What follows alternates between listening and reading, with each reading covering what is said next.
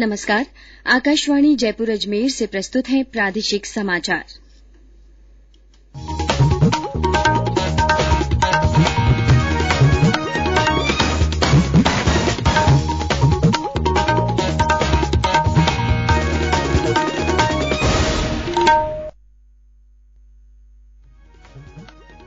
मुख्य समाचार।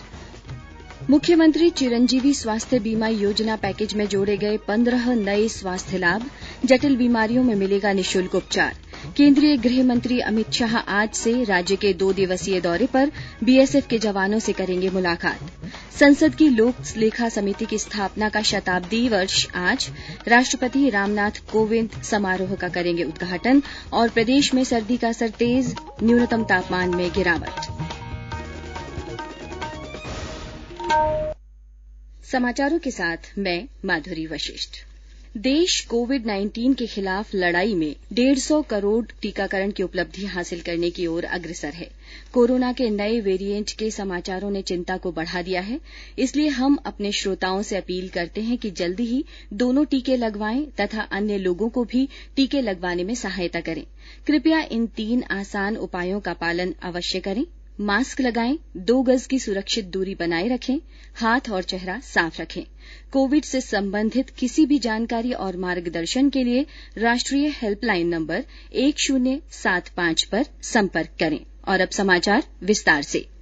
प्रदेश में चल रही मुख्यमंत्री चिरंजीवी स्वास्थ्य बीमा योजना में 15 नए हेल्थ बेनिफिट्स को पैकेज के साथ जोड़ा गया है। इससे जटिल बीमारियों में निःशुल्क उपचार मिल सकेगा।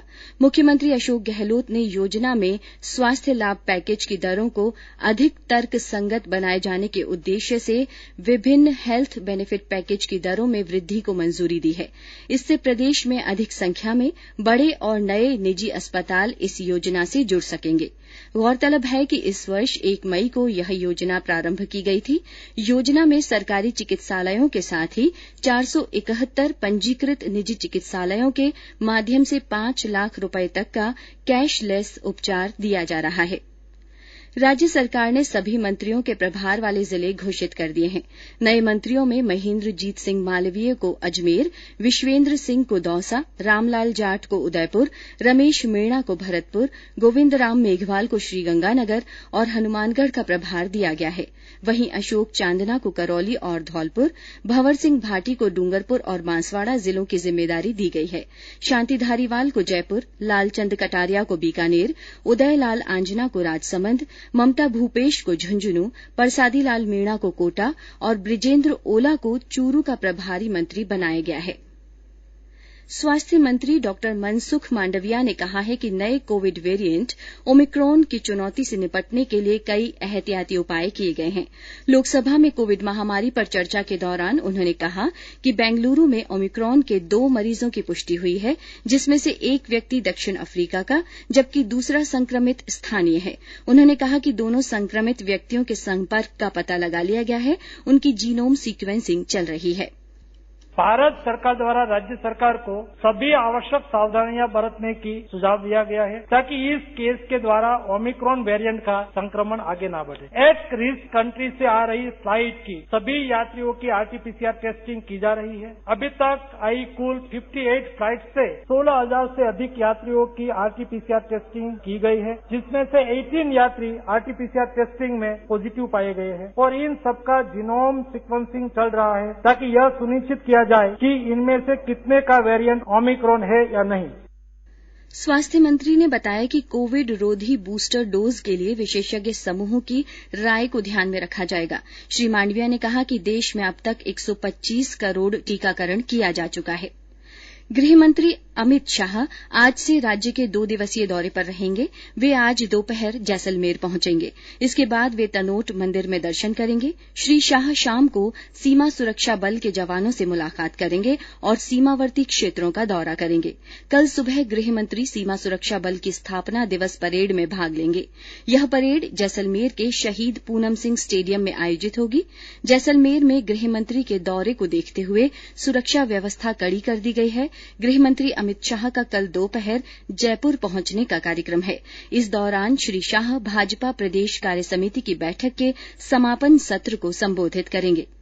कांग्रेस की ओर से 12 दिसंबर को जयपुर में होने वाली विशाल रैली को लेकर तैयारियां शुरू हो गई हैं। इस रैली के प्रस्तावित स्थल विद्याधर नगर स्टेडियम का मुख्यमंत्री अशोक गहलोत, कांग्रेस महासचिव केसी वेणुगोपाल और प्रदेश कांग्रेस प्रभारी अजय माकन ने जायजा लिया। इससे पहले मुख्यमंत्री ने मंत्रिपरिषद के सदस्यों के साथ रैली की तैयारियों को लेकर चर्चा की। राष्ट्रव्यापी कोविड टीकाकरण अभियान के तहत देश ने 126 करोड़ कोविड टीके लगाने का आंकड़ा पार कर लिया है। केंद्रीय स्वास्थ्य मंत्रालय ने इसे कोविड के खिलाफ बड़ी उपलब्धि बताया है। इधर प्रदेश में कोविड टीकाकरण ने एक बार फिर रफ्तार पकड़ ली है। प्रदेश में अब तक 6 करोड़ 97 लाख से ज्यादा लोगों को कोविड का टीका लगाया जा चुका है, जिसमें 4 करोड़ 37 लाख से ज्यादा लोगों को पहली खुराक जबकि 2 करोड़ 59 लाख से ज्यादा लोगों को दोनों टीके लगाए जा चुके हैं। इस बीच प्रदेश में कल 8 जिलों में 21 नए मामले सामने आए। जयपुर जिले में कोविड के 6 रोगियों की पुष्टि हुई। अभी सक्रिय रोगियों की संख्या 214 है। कोविड संबंधी राष्ट्रीय हेल्पलाइन नंबर हमारी वेबसाइट newsonair.gov.in पर भी उपलब्ध हैं। बात की समझो बहना भाई, करो ना तुम अब लापरवाही, यही बात सबको समझाए, चलो चलो वैक्सीन लगवाएं।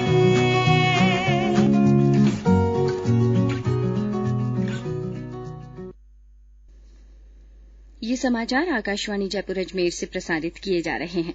संसद की लोक लेखा समिति पीएसी आज से अपनी स्थापना की शताब्दी वर्ष मनाएगी।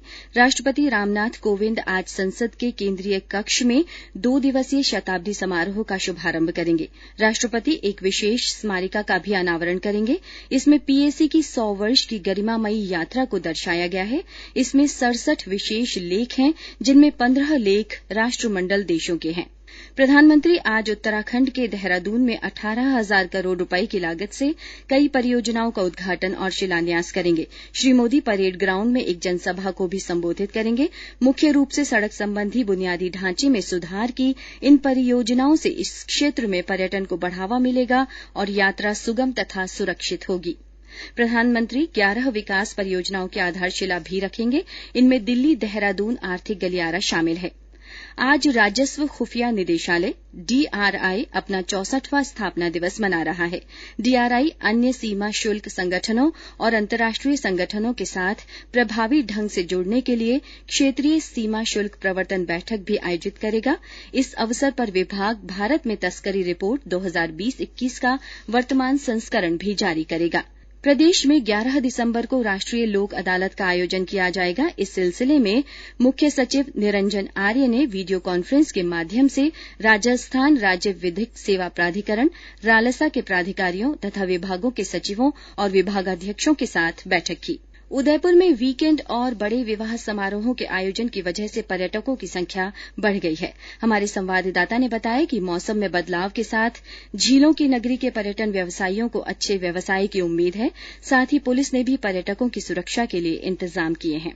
उदयपुर में पर्यटकों की आवाजाही बढ़ गई है। इन दिनों मावठ की बारिश के बाद एकाएक झीलों, नदी नालों में पानी की आवक हो रही है तथा झरने, नदी नालों के गिरने से देश विदेश के पर्यटक उदयपुर आ रहे हैं। उदयपुर में पर्यटकों की आवक का अंदाजा इस बात से ही लगाया जा सकता है कि सावों के दौर में उदयपुर में कई शाही शादियां हो रही है, जिनमें हॉलीवुड व बॉलीवुड के कलाकार भी शादी में शरीक होने के बहाने उदयपुर भ्रमण पर आ रहे हैं। इसके अलावा हनीमून कपल्स की बुकिंग से भी पर्यटकों की काफी आवाजाही हो रही है। दिसंबर माह में उदयपुर में लगने वाले खादी मेले, शिल्पग्राम मेले, फ्लावर प्रदर्शनी के कारण आने वाले दिनों में पर्यटन और बढ़ेगा। लेकिन सब कुछ तब ठीक होगा जब बढ़ती बीमारी के साथ आम आदमी व पर्यटक जागरूक रहे। हरीश पालीवाल, आकाशवाणी समाचार, उदयपुर।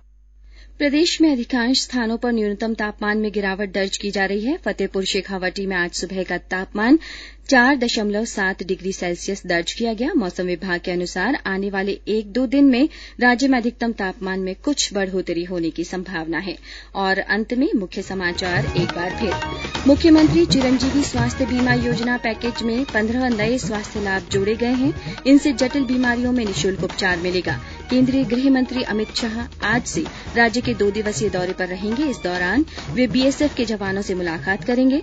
आज संसद की लोक लेखा समिति समिति की स्थापना का शताब्दी वर्ष है। राष्ट्रपति रामनाथ कोविंद समारोह का उद्घाटन करेंगे और प्रदेश में सर्दी का असर तेज हो गया है। न्यूनतम तापमान में गिरावट दर्ज की गई है। इसी के साथ प्रादेशिक समाचार बुलेटिन समाप्त हुआ।